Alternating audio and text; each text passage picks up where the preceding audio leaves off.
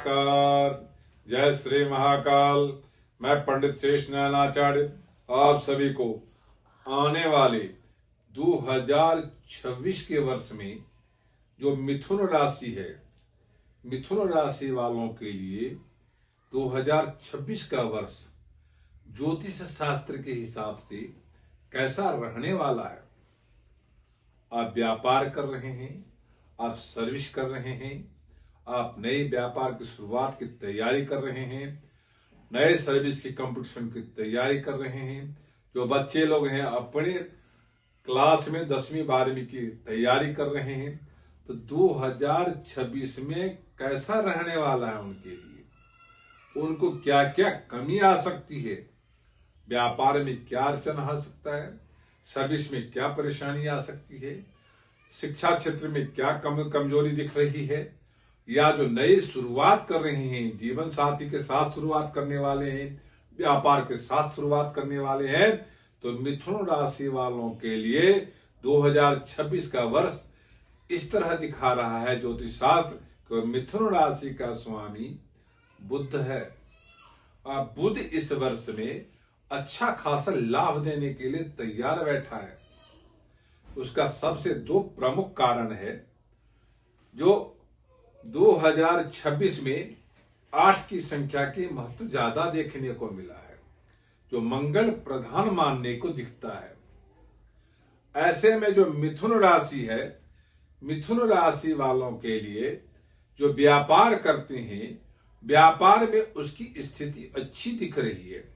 चाहे किसी प्रकार का व्यापार कर रहे हो आप, या इलेक्ट्रॉनिक क्षेत्र हो, चाहे आपको लोहे के क्षेत्र हो, चाहे खाने का क्षेत्र हो, चाहे बैंकिंग का क्षेत्र हो, फाइनेंस का क्षेत्र हो, चाहे कंस्ट्रक्शन का क्षेत्र हो, किसी भी क्षेत्र में आपको यदि उसके ट्रेडिंग करने वाले हैं, मार्केटिंग और ट्रेडिंग करने वाले हैं, उसमें ज्यादा प्रॉफिट नहीं दिखाई दे रहा है। साथ ही आपको यदि खरीदारी अच्छी मिल जाएगी, जो मटेरियल है उसको आप सावधानी से खरीदेंगे, तो आपको 5 से 7% प्रॉफिट हो सकता है।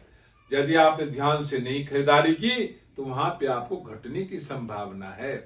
आप मात्र मार्केटिंग करते हैं तो उसके लिए अच्छा अवसर देखने को मिल रहा है।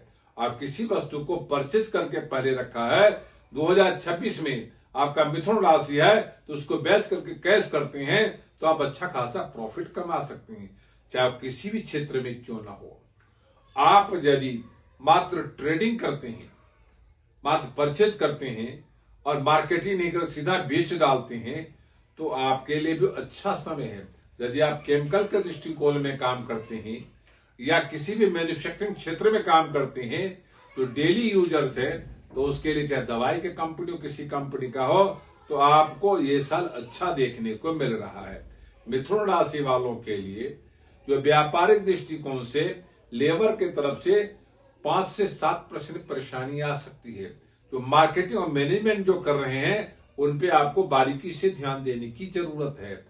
आपको बैंकिंग क्षेत्र से 20% सपोर्ट मिलेगा और 20% कहीं न कहीं आपको कंफ्यूज करेंगे। मार्केट से सपोर्ट आपको 60 से 80% मिलने वाला है, उसको पूरा भरपूर उपयोग करनी चाहिए। आपके कंपनी में जो लेबर है वो 3 से 7% कमी ला सकती है, यानी वेस्टेज कर सकता है। जो मार्केटिंग में जो लोग बैठे हुए हैं या ट्रेडिंग कर रहे हैं, उनमें 5 से 7% कोई न कोई कमियां होंगी, जिससे लॉस होने की संभावना है। यदि सरकारी अड़चन के दृष्टिकोण से देखा जाए, जीएसटी आपको 3 से 7% परेशान कर सकता है। यदि आप स्वास्थ्य के दृष्टिकोण से देखा जाए तो 5 से 7% परेशानी आ सकती है। मात्र कंफ्यूजन होने से गैस की मात्रा बढ़ जाएगी, ब्लड प्रेशर में उतार चढ़ाव देखने को मिलता है, गुस्सा की मात्रा बढ़ सकता है। आप उसको सावधानी बरतने की जरूरत है। आप यदि व्यापार में इस तरह से ध्यान रखते हैं, कहीं लेन देन करते हैं, तो 3 से 7% हानि होने का डर है, क्योंकि यहां से आपको चूक हो सकता है, तो बारीक से ध्यान देने की जरूरत है। यदि आपका मिथुन राशि है, आप सर्विस करते हैं, चाहे किसी भी क्षेत्र में क्यों न कर रहा हो, चाहे मार्केटिंग करते हैं, चाहे मैनेज करते हैं, एचआर में करते हैं, चाहे आपको ट्रेडिंग करते हैं, चाहे हर वस्तु को मैनेजमेंट करते हैं, क्षेत्र कोई भी हो, तो आपके लिए मिथुन राशि वालों के लिए कंपनी अपना पूरा जो उसका प्रॉफिट उसके तरफ खोल के बैठा हुआ है। यदि मार्केट में आप पूरी तरह से ध्यान देके काम करेंगे तो अच्छा खासा लाभ आपको हो सकता है। उसके लिए जो आपका जूनियर है वो आपको कदापि सपोर्ट नहीं करेगा। अपने आप को पूरी तरह से अपने आप को एक्टिव करके चलें। जो सीनियर है उसे 60% सपोर्ट लेने की जरूरत है, तो अच्छा खासा लाभ दिखाई देगा।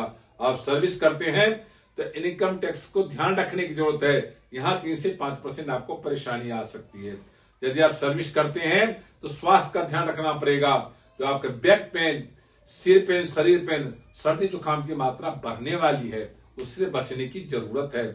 आप यदि सर्विस करते हैं तो इस वर्ष में आपको 3 से 5 बारी आपके कंपनी आपको प्रमोशन देने वाली है। आप यदि ध्यान नहीं देंगे तो आपको कंपनी बदलने पे मजबूर होना पड़ेगा, तो इसका ध्यान रखने की जरूरत है। आप यदि कोई नए व्यापार शुरू करने वाले हैं और आपका मिथुन राशि है तो आपके लिए अच्छा समय है। जो तीसरे महीने, 7वें महीने, 9वें महीने में आप इस बात का ध्यान देकर शुरुआत कर सकते हैं।